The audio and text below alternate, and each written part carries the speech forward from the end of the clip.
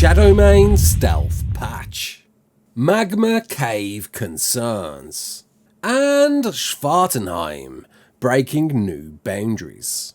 Alright kids, it's Raasclark and welcome to your regular ARK community news. Before we begin, don't forget to hit that like button, subscribe, share around, and let's get into it. So a few patches were dropped over the weekend. There was a Fjordhawk taming issue whereby they weren't eating corpses on PvE, tamed corpses. That has now been resolved. You can now tame all the Fjordhawks with your tamed creatures, of course, Ovis, that seems to be the thing at the moment, to your heart's content. As well as mini-bosses dropping relics. Apparently they weren't doing that. Now across all platforms you now will get the correct relics that you should deserve when you beat a mini-boss, one of the 3 mini-bosses on Fjorda. As well as bugs and exploits patched once again. Of course, new map, exploits are going to be found, they're going to be patched, we don't know what they're going to be because the devs don't want you to know, as well as a bug that apparently on Xbox you couldn't see servers, you now can do that. But there was a patch that was stealth dropped recently. When exactly we don't know, we're guessing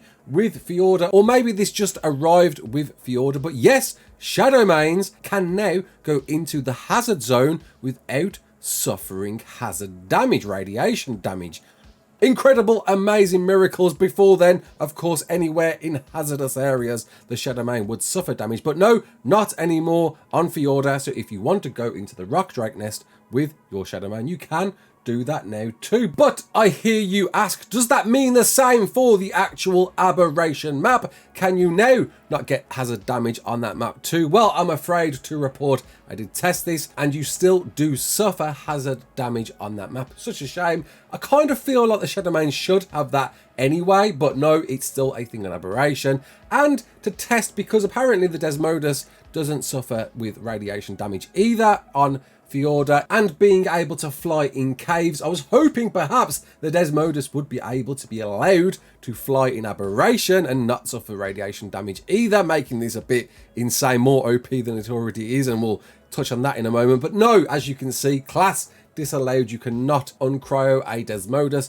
on aberration, although if you of course allow foreign dinos, you may be able to.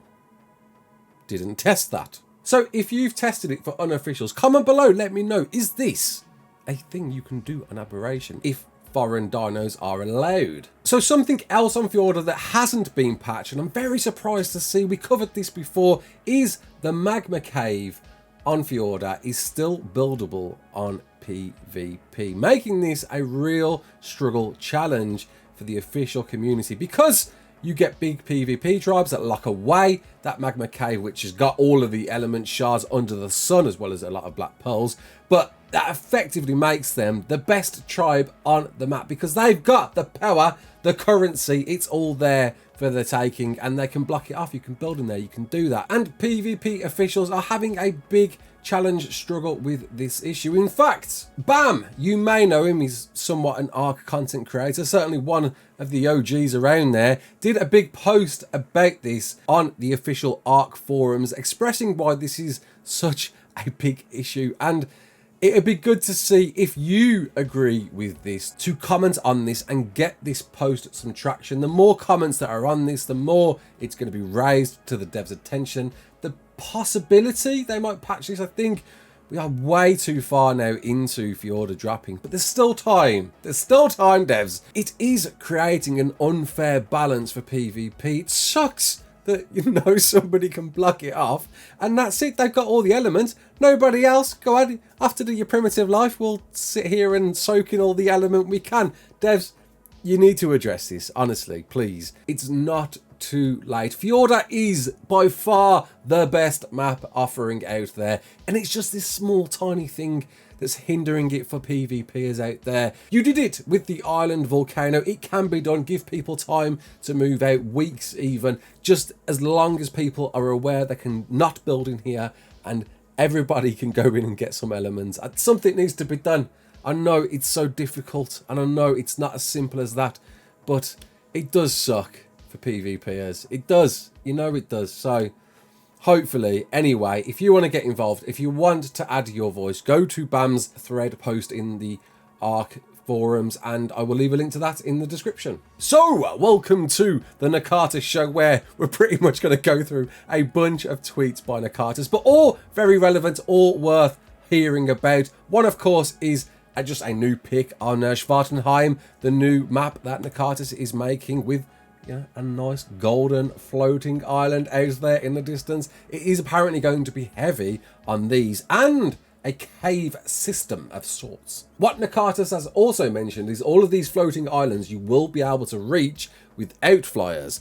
Very interested to see what mechanic is going to be incorporated there. There's going to be new crystal nodes that can give you more crystal than you could ever desire, but a whole new resource that Nakatas has decided to put in, mithril ore, which apparently is a thing that must exist in the dev kit, because as Nakatas said, this is a part of the map without any extra mods, meaning this must exist in some shape or form. Perhaps it was a thing that was taken out of Fjord. Maybe Nakatas intended this to be a part of Fjord. Nevertheless, that means it must be a part of the dev kit, with the question, what else is hiding, lurking within? And he's also asking you, what do you want in Svartalfheim? Give your suggestions, comments, ideas to Nakatas. There's a tweet here. I will leave a link to this in the description, because people are doing some wonderful ideas, me myself included. The idea of having a full-blown dwarven underground city, because this is going to be a dwarven themed map, and a lot of people seem to agree. Fino's here as well, shouting out the whole underground thing. That would be so cool to see. A few maps have done this before. Another map, which we're going to get to in a moment, has done something similar too, but not in this dwarven style. I would love to see that, but let's see your comments, let's see your suggestions. Go to this post and let him know your feedback. And the last section of the Nakata show is that he did say the Desmodus is too OP with cave flying and should be removed. I know. The map maker shunning his own map creatures. He didn't make them, for starters. You voted it in, believe it or not. This was your decision. You made this happen. But I think this is great. I think the Desmodus is a wonderful end game creature, a great creature to give us at the end of ARK's life cycle, that, you know, makes caves a lot easier by the invisibility thing and flying through without any issues, as well as the plethora of abilities this thing offers. Being voted your most favourite creature for Fjorda, lest we forget. But it delivers in a way, it doesn't feel unfair. It feels like a great endgame offering, as opposed to the tech and tech suits you get on Gen 2. I wish this was what we got in instead, and I guess we kind of have now. But what do you think? Do you agree? Is the Desmodus too OP, or is this the perfect send-off offering we're getting with ARK 1? Comment below. And lest we forget Titan, you remember that map? It's certainly one of the most ambitious mod maps being created right now, sponsored by Wildcard and created by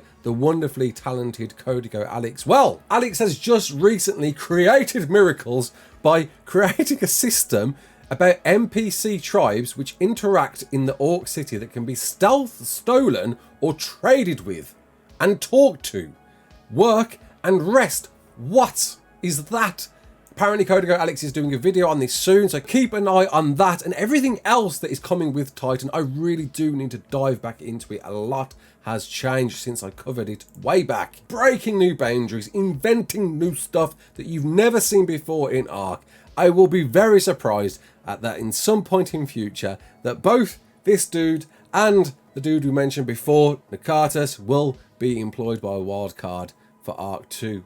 We'll see. Watch this space. And lastly, once again, just a big shout out to the architects who created the most epic event last weekend, which of course I streamed. It was just wonderfully made, obviously lending so well to the environment of Fjorda, but building these epic Viking Nordic themed villages, and it was just phenomenal, well thought out, with an even bigger interactive map. I had so much fun despite being overwhelmed. I'm pretty sure they've opened this out to the public now, but you will need to join their Discord to see this for yourself if you want to get involved.